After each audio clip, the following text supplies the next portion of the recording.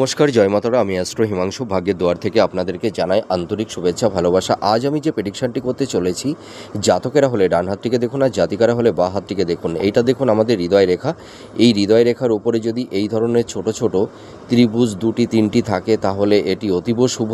আর এই হৃদয় রেখাটি যদি একটু ধনুকের ন্যায় হয়, এই দেখুন এইটা একটু ধনুকের আকৃতি, ঠিক আছে। আর এটা বৃহস্পতির ক্ষেত্র পর্যন্ত চলে গেছে, এটা মানে খুব ভালো। আর দেখুন এইটা হচ্ছে রবির স্থান। এই রবির স্থানে যদি সুদীর্ঘ একটা রবি রেখা থাকে কারুর, বা হয়তো দুটোও রবি রেখা থাকতে পারে, তাহলেও সেটি শুভ। আবার রবি রেখার সঙ্গে কারুর হয়তো চতুর্ভুজ চিহ্ন থাকতে পারে, আবার রবি রেখার সঙ্গে কারুর হয়তো ত্রিভুজ চিহ্ন থাকতে পারে, তাহলে এটিও শুভ। আবার যদি দেখা যায় যে তার রবি রেখার সঙ্গে চতুর্ভুজ চিহ্নও নেই, ত্রিভুজ চিহ্নও নেই, কিন্তু দুটি প্রমিনেন্ট সুদীর্ঘ রবিরেখা আছে, তাহলে সেটিও শুভ। আমাদের মতন মানে কিছু কিছু অ্যাস্ট্রোলজাররা এই হাতের রেখার উপরে প্রেডিকশান করে থাকেন। আমি সেগুলোকে মানে কিছু কিছু ক্ষেত্রে আমি অবজার্ভ করি যে তারা একটা গতানুগতিকভাবে প্রেডিকশানটি করে যায়, যে রবি রেখার সঙ্গে যদি ত্রিভুজ বা চতুর্ভুজ থাকে বা হৃদয় রেখার উপরে যদি এই চিহ্ন থাকে তাহলে তার এই ধরনের প্রাপ্তি হবে। তাহলে তো কিছু কিছু অডিয়েন্স এই প্রেডিকশান শুনলে তো অনেকে ডিপ্রেশনের মধ্যে চলে যাবে।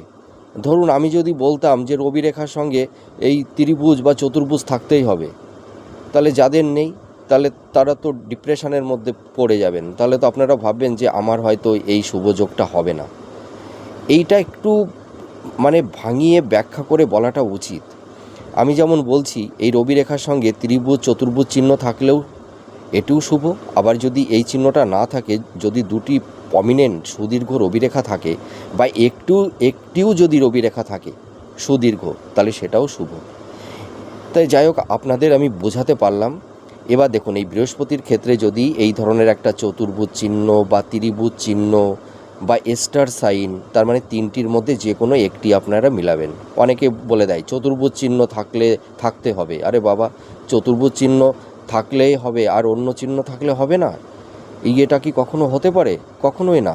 তিনটি চিহ্ন মিলাবেন, এইভাবে যদি বলেন তাহলে আপনাদের বুঝতে অতটা অসুবিধা হয় না।